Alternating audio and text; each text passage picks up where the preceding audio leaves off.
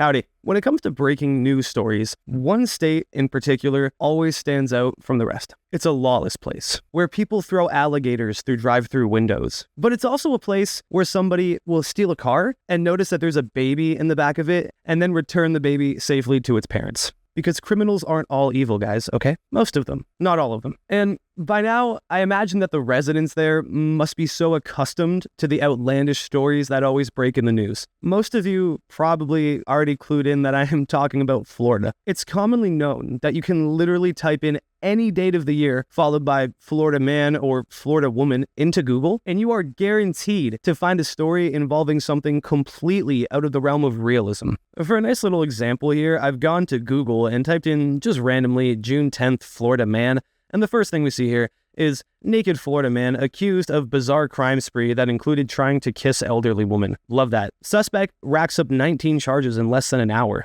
Here's another one. From April 10th, 2019, a Florida man was arrested after dining on spaghetti with his bare hands. Now, this one doesn't sound too criminal, honestly. I guess it depends on the manner he was eating the spaghetti. I mean, because if he was being vicious with it, I could understand that. My dude, show some manners. But if my guy's just gently eating a meatball with his little fingy tips, I'm not going to judge that. We've all grabbed a meatball from the pot with our fingers, guys. Right? You get the picture. So today's story honestly does not surprise me in the slightest, but it's still very intriguing. A few days ago, during the aftermath of Hurricane Debbie, it was reported that the U.S. Customs and Border Patrol in Miami found 25 packages or bricks of cocaine totaling over 100 pounds so far. It's assumed that the hurricane caused all of this cocaine to wash up on the beaches of Miami, and by the sounds of these sources, the cocaine continues to be adding up. Like, it looks like this cocaine was manufactured by the Los Illuminados themselves, guys. Like, this stuff, it means business. And oddly enough, that's not the only symbol that these drug lords put on their Christmas gifts. No, there's a bunch of different variations. I've mostly seen it in red. There's a lot, and I'm not sure what they mean. And honestly, I don't want to know. But Florida authorities just keep finding more and more nose beer packages. I mean, Florida apparently has admin privilege on game FAQs because they found the cheat code for unlimited baby powder. And I mean that literally, because this is not the first time,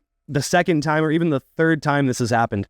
This has been happening in Florida for years, and this might be the fourth time it's happened in 2024 alone. Apparently, in the first half of 2023 alone, more than 14,000 pounds of the white stuff worth over $186 million was found in the waters near Miami. That's unfathomable. That is a whole lot of dust, my guy. So why do magic 8 balls keep washing up in Florida waters or on Florida beaches? Most experts suspect that it's just typical drug smuggler practice that involves leaving the drugs for other smugglers to find or to even evade detection by law enforcement. Now, the assumption is that the smugglers are trafficking these drugs from South America to the U.S. It's not really an assumption. It's factual. And according to Scientific America, loose packages of cocaine that are dropped in the water may be carried by strong ocean currents or storms, in this case, Hurricane Debbie. This causes the cocaine to wash up on beaches in large quantities, apparently. Also, researchers are voicing concerns that this continuing to happen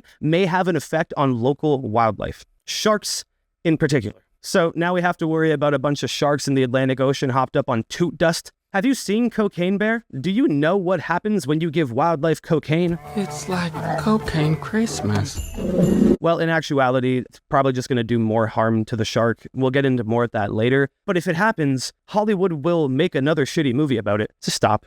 Jokes aside, though, we should not be fucking with aquatic wildlife. These creatures are beautiful and need not to be messed with. Shame on you, drug smugglers. Shame. Now, let's get into the effects that drugs have on sharks, shall we? So overboarded packages of cocaine are well known for washing up on Florida beaches from drug smuggling gone wrong. This isn't something that's new to Florida, like I said. And in 2022, when Treasure Coast had a major spike in shark attacks, there just so also happened to be a surplus of cocaine that turned up in the water nearby. This led some shark experts to investigate the effects cocaine had on sharks. Some sources say it acts as more of an anesthetic for them, and apparently it metabolizes in their muscles. Some fish, it makes them take a little nappy poo. But apparently there have been other studies on smaller fish in larger quantity scales like eels and such that show that cocaine does have a little bit of a effect on them. At least when it comes to the withdrawal symptoms, I guess they showed signs of hyperactivity and a little bit more aggression.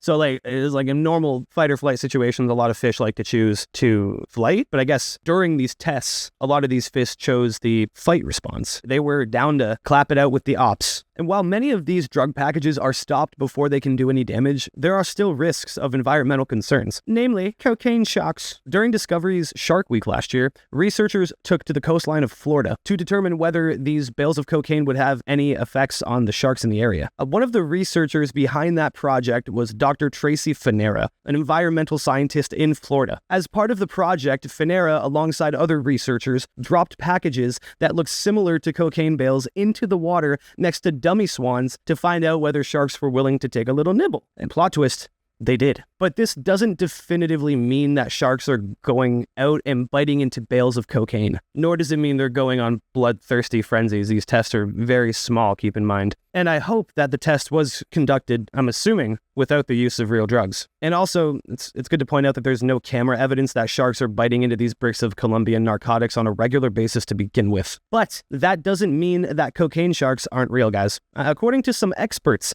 South America is a primary hub for cocaine production. Shocker. And it is then trafficked to other countries. Again, shocker. But Brazilian scientists have recently conducted tests on at least 13 sharp-nosed sharks. That is the lowest number ever conducted on a recorded test, I think, but whatever. And when they were examined, every single shark tested positive for cocaine. So, these Brazilian sharks must have addiction issues, right? Wrong. This particular species of sharks spends most of their time swimming near the coast. They're like mud sharks, really like shallow water. So this water might be irradiated with pure cocaine. And these sharks might be continuously being exposed to it. And it's not just the sharks, guys. Everything from crabs and shrimp are all getting the sugarcane for free. But this is all taking place closer to South America, Brazil or Colombia. In Florida, where all of these bricks of cocaine are being found, they don't think that's going to be a problem, I guess. Now, the way that these bundles are packaged when they are thrown into the water, they seem to be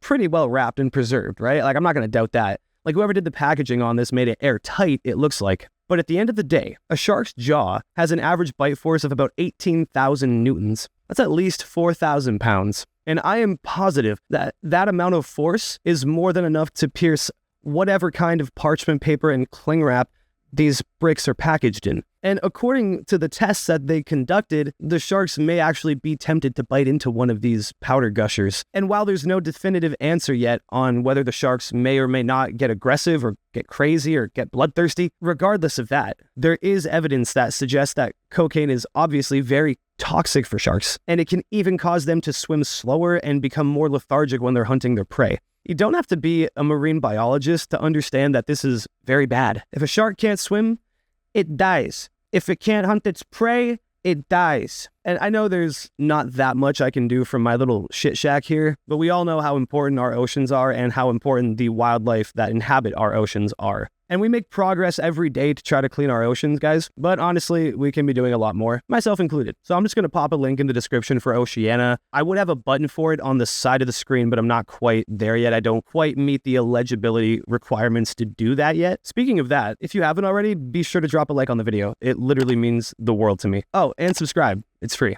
Thanks, guys. So Oceana has teamed up with Discovery to help protect sharks that are threatened by the global shark fin trade.